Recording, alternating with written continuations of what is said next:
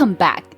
Today we are going to talk about a particular phenomenon here in China that is known as knowledge hunger. So dramatic. This term reflects what's driving the business of online learning content, which has become very lucrative for some of the breakout stars of that world. There is a popular Chinese app called Himalaya FM that is essentially China's homegrown answer to Apple Podcasts. It features a lot of visual content as well as audio learning, though. Probably the biggest difference between this platform and straight-up podcast apps, though, is that the content on Himalaya and others like it often comes with a premium, and people are willing to pay for it. Imagine that. We can actually be getting paid for this? Wow. Yeah, you got to get your Chinese skills up to speed. Then we can get paid, buddy. I know what I'm doing in 2019. That's a great idea. Seriously. Not even kidding. Today, though, we'll also discuss a unique side effect of young Chinese people's drive to succeed and get ahead. This leads to a condition known as knowledge anxiety.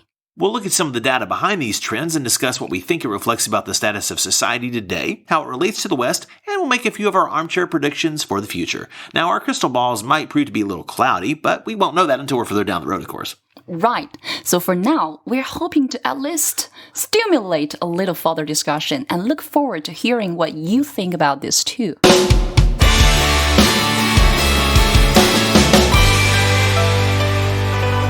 We'll start off by looking at some of the data we mentioned. Now, this survey is kind of old, but in a way it helps to underline that this phenomenon is not a new one. It's just that modern technology has provided a means for this underlying anxiety to express itself. Yes, this is not a new condition, as I think anyone who had to study for the Gaokao can testify. No doubt, I feel for you guys. So according to a survey conducted way back in 2003, 73% of the respondents then claimed to have knowledge anxiety.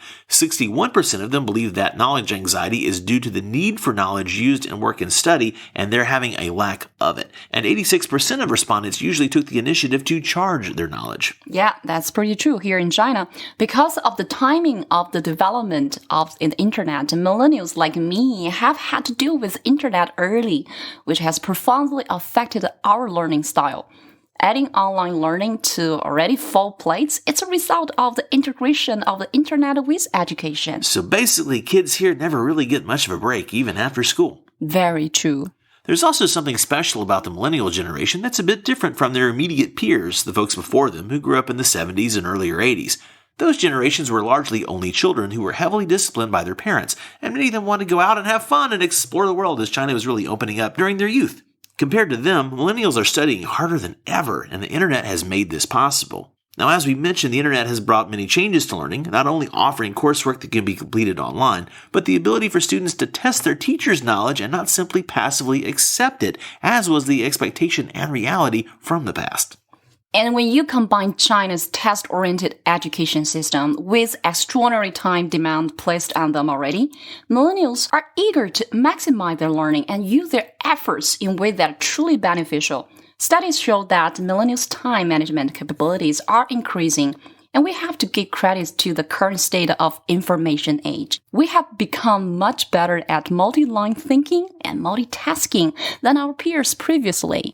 I've written elsewhere that I think multitasking is a bit of a fraud, honestly, as you can truly only do one thing effectively in an instant. Though, of course, it's possible to have multiple windows open practically or metaphorically and bounce around between them really, really fast. You say that like it's a bad thing. And to give evolution some credit here, I will say that you millennials and also the Gen Y generation are co-creating and mastering these new modes of communication together, which makes them more natural to you. This is true. You're also embracing ever greater levels of distraction, which you could positively spin as microfocus in theory. I just might do that. The problem, of course, is that burning at this rate doesn't allow for deep thinking or critical thinking, which I hear is kind of a big deal.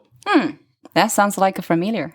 Go figure. Although I'll freely admit that it is great for quick brainstorming or iterating new approaches to an already understood issue and creative problem solving at a very high level. Yes, this is a part of the danger. Our ability to adapt a new environment has increased dramatically. Just give us a smartphone and we'll figure almost anything out. You sure will. But millennials are actually living in fragmented time, which makes it much harder to calm down to read a book or enjoy a cup of afternoon tea or meditate. So then, all right. That's Good. I'm trying to get my mantra. Okay. Cool.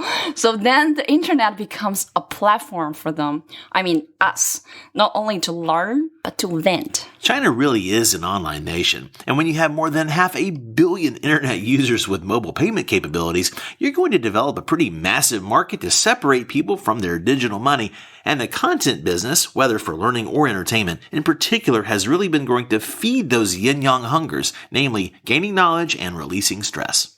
One of the leading content business stars in China is the Dedao app, which focuses on knowledge services. It provides users with premier knowledge content through subscription, paid audio, and e-books.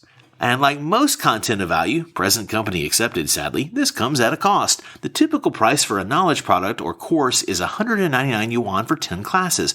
That's about $30, so $3 a lesson. Not too bad. That's basically a nice lunch. There is both free content as well as many price points that are even higher, but this is a good reference for now. And whatever they're doing is working. They've been successful enough that they're creating this Dedao University to allow both deeper online learning plus offline engagement too. Another service is 小额通. 小额通. 小额通. Okay, not too bad. Okay, cool. I'll work on that. They're a technology service provider focusing on content payment, aggregating multiple things under one banner. They're aiming to be a full-service platform, providing management, communication, interaction, publishing, training, and other tools. This is analogous to social media services in the West, like Hootsuite or AppSumo, that let you manage publication to numerous sites and outlets from their interface, except that this is all mobile-driven and integrated with WeChat, which makes it a really interesting model for China. Yes, I like it. 小额通 helps someone like me who loves creating content and sharing with people to have a convenient platform to do so. One thing you'll notice here if you pay attention is that Chinese companies tend to have this platform pingtai, or mindset. They generally start small and grow as comprehensively as possible. Scaling up is hardly a new idea, but this pocket-sized conglomerate approach is. And underneath all of these new apps and services is the mobile payment tech that makes this platform thrive. The ease of buying knowledge products is even faster than buying a real item from Taobao. You just have to click, pay, and then download or log in on its way.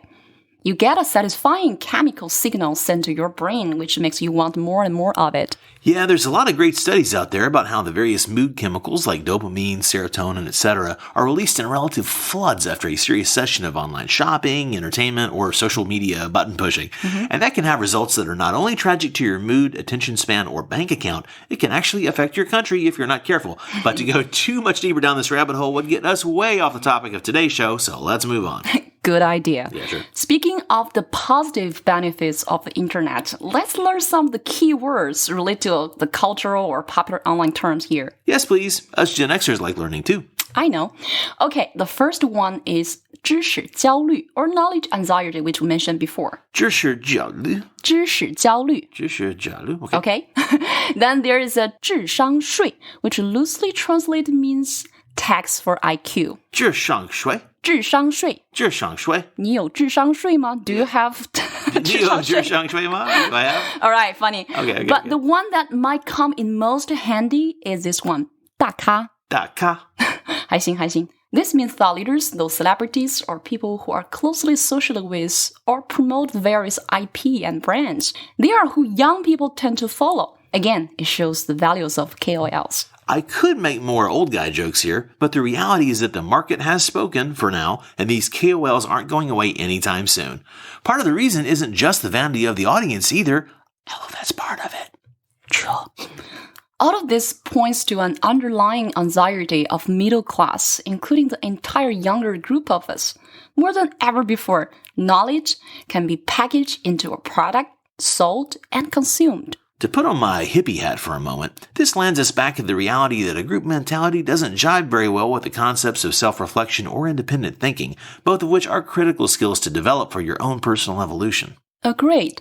This inclination to follow a trend, go along with the biggest flow of people, and avoid introspection, self-reflection, or independent thinking doesn't mean that people here are incapable of that. Obviously, you're evidence of that, for instance, and I know tons of other local friends who are here too. I think it's not only leftover cultural baggage, it's also a result of those same time pressures we talked about already.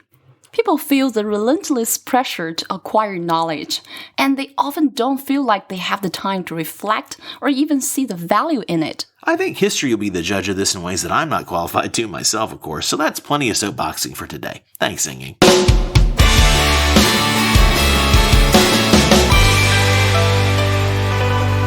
So before we go, let's have a few closing thoughts from our resident millennial expert, the one, the only Yingying Lee. No pressure. Yeah, I am not an expert, but I do know my own experience and that of my friends. Remember, at the root of many young people's eagerness to gain knowledge and do some self-improvement is the very real need to alleviate anxiety. In a rush to do that, though, people might ignore the need to improve more subtle abilities or to develop skills that require careful attention and commitment over a longer period of time. Yep, the second-hand, heavily processed type of knowledge that you can grab from an app or hear summarized on a podcast is not a replacement for doing a real deep dive into a subject. You need more than a quick dip. You have to commit to that swim. Move around, look into the darker corners, avoid the slime that accumulates at the edges, and don't let your brain and thinking abilities get caught in the proverbial filter. Wow, that pool metaphor had a little more depth than I thought. I see what you did there. Nice. All right, that's all for today. Tomorrow we look at a topic you don't hear much about, but we think it's the one you really be fascinated about. Yeah, it's the phenomenon of nomadic youth and the so-called bereavement culture. We'll learn some hip new terms like sang, as well as old chestnuts like diaosa and more. Okay, I'm Yingying Li. And I'm Brendan Davis. See you Thursday for more How China Works.